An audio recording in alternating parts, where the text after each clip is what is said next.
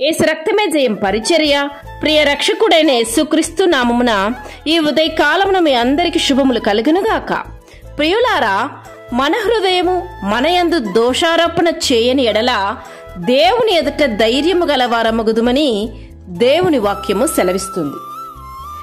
నా ప్రియ సహోదరి సహోదరులారా, నీవు ఆత్మీయ జీవితంలో ధైర్యంగా ఉన్నప్పుడే ప్రభు ఏమైతే నీ జీవితంలో ఉద్దేశించినో, ఏమైతే ప్రణాళిక కలిగి ఉన్నాడో నీ పట్ల, వాటిని నీవు చేయగలుగుతావు.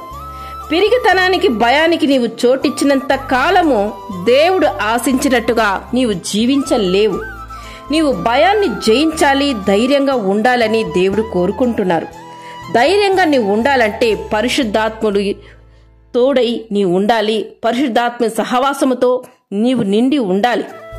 అలా నువ్వు ఉండాలంటే నీలో అపవిత్రత ఉండకూడదు. పరిశుద్ధాత్మతో నువ్వు నింపబడాలంటే నీలో పరిపూర్ణమైన పరిశుద్ధతను దేవుడు ఎదురు చూస్తారు. ఆ పరిశుద్ధతను కలిగి ఉంటేనే దేవుని యొక్క ప్రియ బిడగా నీవు స్వీకరింపబడతావు. దేవునికి నువ్వు దగ్గరగా జీవిస్తావు. ప్రార్థన జీవితం కలిగి నీవు జీవిస్తే, పరిశుద్ధతను కలిగి జీవిస్తే నీవు ధైర్యముగా సింహం వలె జీవించదు. పరిశుద్ధాత్మతో నిండి ఉండేవారే ధైర్యముగా బోధిస్తారు, ధైర్యముగా జీవిస్తారు, పాపాన్ని జయిస్తారు కూడా.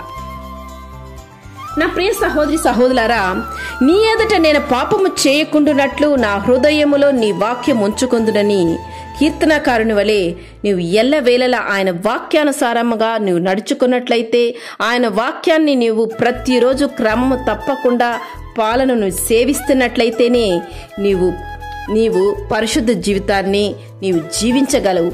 ఆయన వాక్యానుసారంగా నిన్ను నీవు నడిపించుకోగలవు.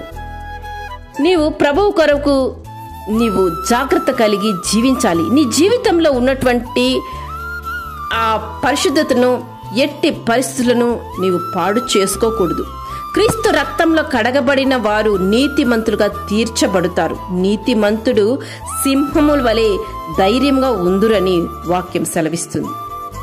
నీవు ధైర్యంగా ఉండాలే తప్ప పాపము చేసేవాడు భయపడు రీతిగా, దుష్టుడు తరమకుండానే పారిపో రీతిగా ఉండవద్దు.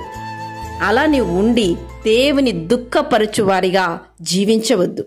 దేవునికి ప్రీతికరమైన పాత్రగా జీవించి ఆయన ఆశించిన విధముగా నిన్ను నీవు ఆయన చెంత నీవు అర్పించాలి.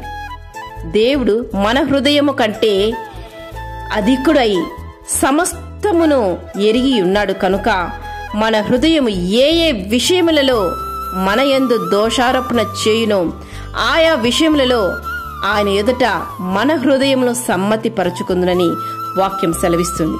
కనుక వాక్యానుసారమైన జీవితం కలిగి జీవించు. సమయం పోనీయక అంత్య దినములు మనం ఉంటున్నాము కనుక దేవునికి నీవు దగ్గరగా జీవించి ప్రార్థనలో నీ జీవితాన్ని గలుపు. ప్రార్థన జీవితం కలిగి జీవించాలి. దేవుడు నిన్ను అటువంటి ఆశీర్వాదంతో నడిపిస్తాడు.